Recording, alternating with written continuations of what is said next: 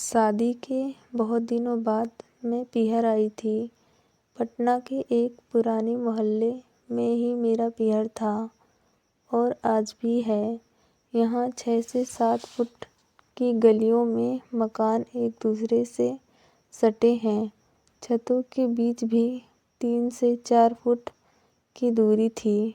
मेरे पति संकल्प मुझे छोड़कर विदेश दौरे पर चले गए थे। साल में 2 से 3 टूर तो इनके हो ही जाते थे। मैं मम्मी के साथ छत पर बैठी थी। शाम का वक्त था। हमारी छत से सटी पड़ोस की छत थी। उस घर में एक लड़का अविनाश रहता था। मुझसे 4 से 5 साल बड़ा होगा। मेरे ही स्कूल में पढ़ता था। मुझे अचानक उसकी याद आ गई।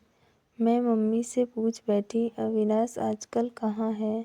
मैं उसके बारे में कुछ नहीं जानती हूँ। तुम्हारी शादी से कुछ दिन पहले वह यह घर छोड़कर चला गया था। वैसे भी वह तो किराएदार था। पटना पढ़ने के लिए आया था। मैं किचन में चाय बनाने चली गई, पर मुझे अपने बीते दिन अन्यास याद आने लगे थे। मन विचलित हो रहा था। किसी काम में मन नहीं लग रहा था। कप में चाय छान रही थी तो आधी कप में और आधी बाहर गिर रही थी। मन रह रह कर अतीत की गलियों में भटकने लगा था।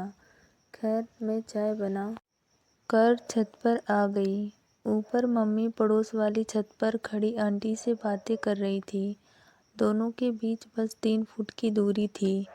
मैंने अपनी चाय आंटी को देते हुए कहा, आप दोनों पी लें, मैं अपने लिए फिर बना लूँगी। मैं उन दोनों से अलग छत के दूसरे कोने पर जा खड़ी हुई।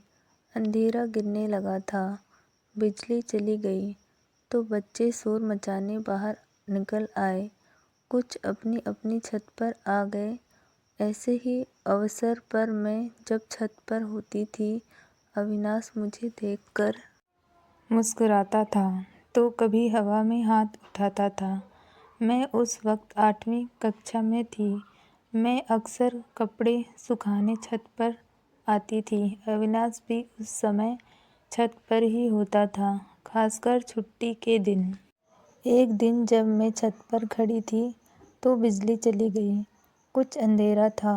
अविनाश ने पास आकर एक पर्ची मुझे पकड़ा दी और फिर जल्द ही वहाँ से मुस्कुराता हुआ भाग खड़ा हुआ। मैं बहुत डर गई थी। पर्ची को कुर्ते के अंदर छिपा लिया। बचपन और जवानी के बीच के कुछ वर्ष लड़कियों के लिए बड़े कशमकश भरे होते हैं। कभी मन उछलने कूदने को करता है तो कभी बाली उम्र से डर लगता है। कभी किसी को बाहों में लेने को जी चाहता है तो कभी खुद किसी की बाहों में कैद होने को जी करता है। मैं भी उस वक्त उम्र के उसी पड़ाव पर थी। जब मैंने अविनाश की दी पर्ची खोलकर देखी तो उसमें आई लव यू लिखा हुआ था।